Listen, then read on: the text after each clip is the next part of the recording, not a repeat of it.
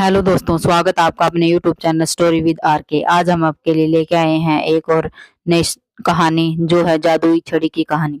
बहुत समय पहले एक छोटे से गांव में आर्या नाम की एक दयालु लड़की रहती थी। वह गरीब थी, लेकिन उसका दिल सोने जैसा था। वह हर दिन गांव के लोगों की मदद करती, चाहे खुद भूखी क्यों न रह जाए।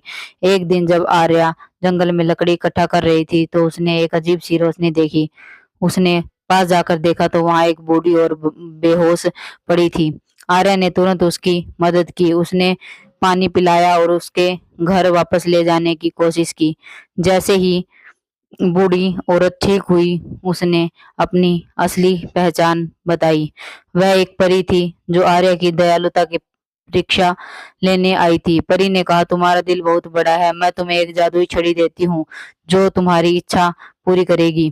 लेकिन याद रखना, इसका उपयोग केवल भलाई के लिए करना। आर्या ने धन्यवाद कहा और छड़ी लेकर आ गई। अगले दिन उसने देखा कि गांव के किसान अपनी खराब फसल के कारण परेशान थे। उसने अपनी जादुई छड़ी उठाई और कहा, ये फसल हरी भरी हो जाए। और चमत्कार हो गया, फसलें लहरा उठी।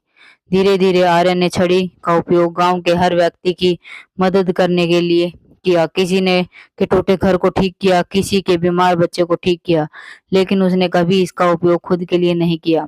एक दिन परी फिर आई और बोली, तुमने अपनी निस्वार्थता से साबित कर दिया कि तुम इस छड़ी के लायक हो, लेकिन अब यह छड़ी वापस करनी होगी, ताकि मैं इसे किसी और जरूरतमंद को दे सकूं।